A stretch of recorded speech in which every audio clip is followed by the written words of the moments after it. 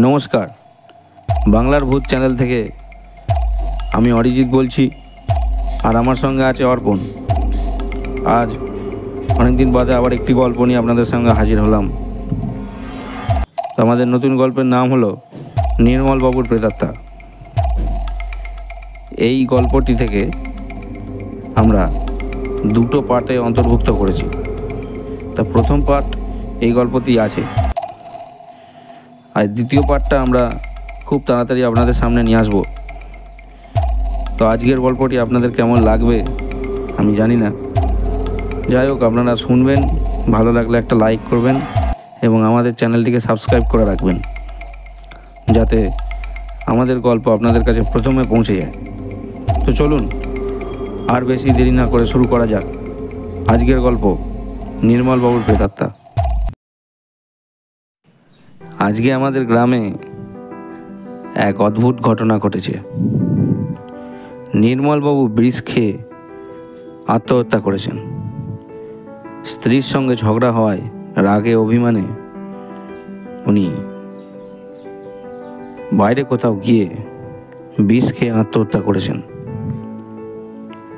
আজ গ্রামে সাড়া পড়ে গেছে। আমরা কয়েকজন বন্ধুরা মিলে নির্মলবাবুকে শ্মশানে দাহ করার জন্য নিয়ে যাব, এইটাই ঠিক হয়ে আছে। আজকে খুব ঠান্ডা পড়েছে। আর আগেই আপনাদের বলে দিই যে নির্মলবাবু হলেন এই গ্রামের পঞ্চায়েতের প্রধান। সেই জন্যে ওর সম্পত্তির ওপর সবাইকারই লোভ। আমরা ছিলাম 5 বন্ধু, আমি, শ্যামল, রোহিত, অমল আর রাম। তবে একটা কথা বলে রাখি, ওই পঞ্চায়েত প্রধানের ওপর অনেক দিন থেকেই রেগে আছে আমার এই 4 বন্ধু। আর ওর সম্পত্তির ওপর এই 4 জনের খুব লোভ আছে। তা সব করতে করতে মরা নিয়ে বের হতে আমাদের রাত 8টা বেজে গেল। আর তখনকার দিনের মরা 4 জন ছাড়া আর কাউকে তেমন পাওয়াই গেল না শীতের রাতে। আর তখনকার দিনে কাঁধে করেই আমরা সব মরা নিয়ে যেতাম, এরকম গাড়ি টাড়ির প্রচলন ছিল না। আমরা সব চললাম মরা নিয়ে, বলো হরি হরি বল, বলো হরি হরি বল, বলো হরি হরি বল, হরি বল। তা শ্মশানে পৌঁছতে পৌঁছতে রাত্রি 9টা বেজে গেল। গিয়ে আমরা মরাটাকে রাখলাম এবং দেখলাম ডোম একজনের মরা পোড়াচ্ছে। জিজ্ঞেস করলাম, হ্যাঁ গো ডোম ভাইয়া, তোমার এখানে আর কেউ নেই? আর যার চিতা পুড়ছে তার বাড়ির লোকজন কোথায়? তা ডোম উত্তর দিল, আগে বাবু, ওর বাড়ির লোক টোক কেউ নেই, ও একটা পাগল। 2-1 জন কাঁধে করে এসে ফেলে দিয়ে চলে গেল, আমাকে বলল তুই দাহ করে দিস। তা আপনাদের মরাটা কোথায় আছে? ওই ঘরটার পাশে গিয়ে রাখুন, আপনারা একটু বসুন, আমি এই মরাটা পুড়িয়ে যাচ্ছি। এবার আমরা সবাই পঞ্চায়েত প্রধানের দেহটাকে নিয়ে গিয়ে একটা খড়ের ছাউনি দেওয়া ঘরের সামনে রাখলাম, আর তার ভেতরেই আমরা বসলাম সবাই মিলে। এই নানা ধরনের গল্প মজা, তারপরে এই পঞ্চায়েতের নানা ধরনের সমস্ত বাজে কাজের কথা নিয়ে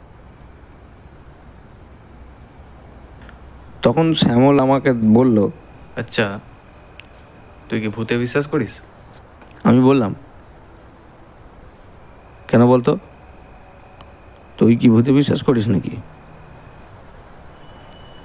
তখন ও আমাকে বলল, হ্যাঁ রে, আমাদের গ্রামে কিন্তু ভূত আছে। শোন, এই শ্মশানের মধ্যে এই অমাবস্যার রাত্রে এইসব কথা তুই বাদ দে। আমি দেখলাম রোহিত আর অমল ওদিকে বেটা হতচ্ছাড়াগুলো আজকেও বিড়ি টানছে। এদের আর বিড়ি খাওয়ার আর শেষ হয় না।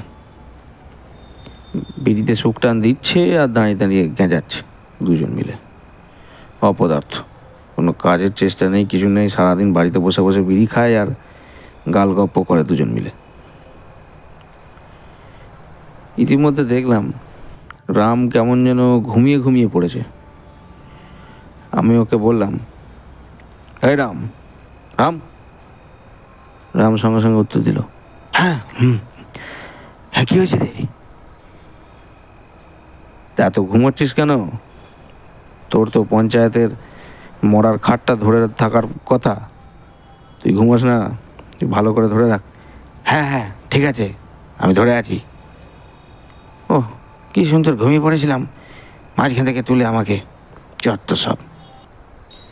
এবার আমায় শ্যামল আবার বলল, আচ্ছা ভাই, পঞ্চায়েত তো মারা গেছে, এবার ওর আত্মা আমাদের মেরে ফেলবে না তো? এই, তোর এইসব বাজে কথা ছাড়া কোনো আর কথা নেই না? দাঁড়া, এবারে আহাম মুখ দুটোকে ডাকি। এই রোহিত আর অমলের বাচ্চা, এদিকে আয়। সারাক্ষণ খালি বিড়ি ফুঁকেই গেল। যা গিয়ে দেখ তো ডোমের মরা পোড়ানো হলো কিনা দেখ। হঠাৎ আমাদের পিছন থেকে আওয়াজ এলো, এ কি বাবু, আপনারা নিজেদের মধ্যে গল্প করছেন? আপনাদের মরাটা কোথায় গেল? আমি ঘুরে দেখলাম ডোম। আমি ডোমকে বললাম, কোথায় আবার? ওই তো তুমি যেখানে দাঁড়িয়ে আছো তার পাশেই আছে। সঙ্গে সঙ্গে শ্যামলও বলল, হ্যাঁ বাইরেই তো আছে। ডোম আবার বলল, না, এখানে মরা তো দূরের কথা, মরার চাদরটা পর্যন্ত নেই। আপনারা কোথায় রেখেছেন মরাটাকে, ঠিক করে বলুন। এবার আমি একটু রেগে গিয়ে বললাম, এই, তোমাদের না আমার খুব ভালো করে চেনা আছে জানো তো, মদ খেয়ে চ্যাংড়ামি হচ্ছে না? ওইখানে মরাটা পড়ে আছে আর তুমি বলছো কোথায়? এবার ও আমাকে বলল, যদি বিশ্বাস না হয় আমার কথা, তাহলে এখানে এসে দেখে যান আপনাদের মরা কেন, কিচ্ছু নেই। এবার আমি তাড়াতাড়ি করে ছুটে ঘরের বাইরে গিয়ে দেখলাম, না, শুধু খাটটা পড়ে আছে।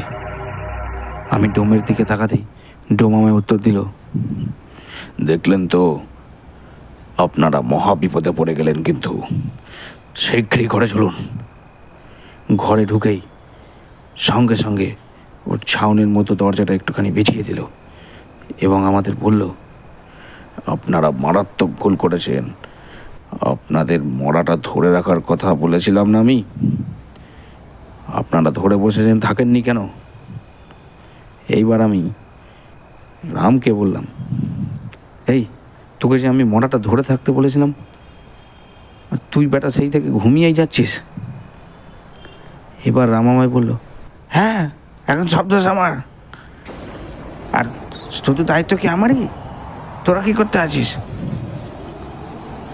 আমি দেখলাম ওকে এখন শুধু শুধু দোষ দিয়ে ঝগড়া বাড়িয়ে লাভ নেই। সুতরাং কি করতে হবে এখন হয়তো ডোমই বলতে পারবে। ডোমকে বললাম, ডোম ভাইয়া, তাহলে কি করা যায় এখন? মরাটা কোথায় গেল, কি বৃত্তান্ত একটু খুলে বলো আমাদের।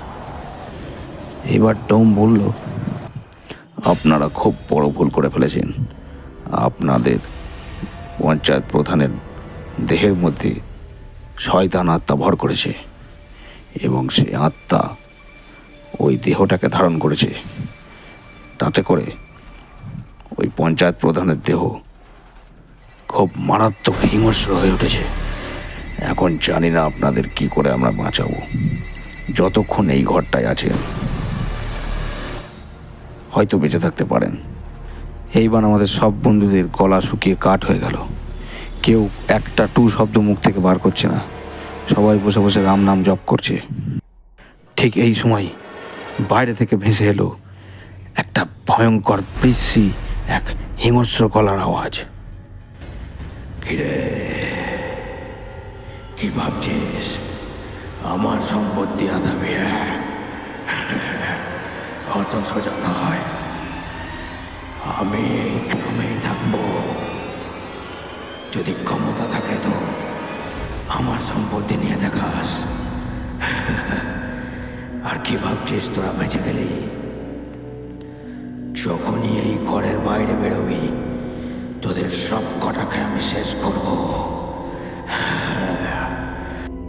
এবার আমরা প্রচণ্ড ভয় পেয়ে একদম ঘরের কোণে সেটে গেলাম, আর সবাই আমার দিকে তাকিয়ে আছে। কিন্তু আমি এখন কি করি? আমার তো আর কোনো তন্ত্রমন্ত্র জানা নেই। তখন ডোম আমাকে বলল, শুনুন, আপনারা যতক্ষণ এই ঘরে আছেন কোনো অশুভ আত্মা আপনাদের কিচ্ছু করতে পারবে না, কিন্তু এই ঘর থেকে বেরোলেই আপনাদের মৃত্যু নিশ্চিত। অনেক দিন আগে এক ব্রাহ্মণ ঠাকুর এসে এই ঘর সপ্তপীঠের এক মন্ত্র পাঠ করে এই ঘর বেঁধে দিয়ে গিয়েছিল। তারপর থেকেই এই ঘরেই আমি থাকি। আজকের রাতটা এইখানেই আপনারা থাকুন, যদি বেরোনোর চেষ্টা করেন তো বিপদে পড়বেন। আর হ্যাঁ, কালকে সকালের আগে মোটেই এই ঘর থেকে বেরোবেন না। এইবার একটু ধাতস্থ হয়ে আমি সবাইকে বললাম, শোন সবাই, কাল সকাল 6টার আগে আমরা এই ঘর থেকে মোটেই বেরোবো না। দরকার হলে ডোমকে আগে ডাকবো, তারপর এই ঘর থেকে বেরোবো, ঠিক আছে? আমার কথায় সবাই রাজি হয়ে গেল। এবার আমরা বসে আছি, তখন প্রায় রাত 3টে হবে। এমন সময় বাইরে প্রচণ্ড জোরে ঝড় শুরু হলো। কি ভয়ঙ্কর সেই ঝড়! সেই ঝড় এত তীব্র হয়ে উঠছে যেন মনে হচ্ছে ঘর সমেত আমাদের উড়িয়ে নিয়ে চলে যাবে। এবার আমাদের হৃদকম্প শুরু হলো। ডোমকেও কাছাকাছি কোথাও দেখতে পাচ্ছি না, জানি না কোথায় গেছে। এইবার শ্যামল আমাকে বলল, ভাই, আজকেই আমাদের হয়তো শেষ দিন। এবার কি করা যায় রে? কিছু তো কর। ঠিক এমন সময় আবার ভেসে এলো সেই ঘোনা গলার আওয়াজ। কিরে, কতক্ষণ আর বাঁচবি? যতক্ষণ ওই ঘরে আছিস ততক্ষণ, বুঝেছিস? তারপরেই আমি তোদের সব কটাকে মেরে ফেলবো।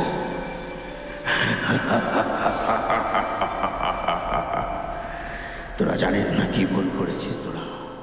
এরকম বলতে বলতে হঠাৎই মিলিয়ে গেল সেই আওয়াজ। কখন জানি না চোখটা লেগে গেছিল আমার। যখন ঘুম ভাঙলো তখন দেখি সকাল হয়ে গেছে। রাত্রির মোটামুটি বিভীষিকাটা তখন সবাইকারই কেটেছে। এইবার আমাদের ডোম এসে বলল, যান, আপনারা এখন মুক্ত। এবার আস্তে আস্তে বাড়ি চলে যান। বাড়ি ফেরার পথে সকলকেই দেখলাম যে যার সঙ্গে গল্প করতে করতে যাচ্ছে, কিন্তু পঞ্চায়েত প্রধানের কথা আমার ঠিক মনে পড়ল, এবং মনে পড়তেই আমার বুকটা ধড়াস করে উঠল। এবং তখন আমি মনে মনে বললাম, জানি না এই পৃথিবীতে আর কদিন আসি, দেখা যাক পঞ্চায়েত প্রধান কি করে। এতক্ষণ শুনছিলেন আমাদের নতুন গল্প নির্মলবাবুর প্রেতাত্মা। এটা ছিল আমাদের গল্পের প্রথম পর্ব। দ্বিতীয় পর্ব শোনবার জন্য আপনারা অপেক্ষা করুন, খুব শীঘ্রই আসতে চলেছে আমাদের চ্যানেলে।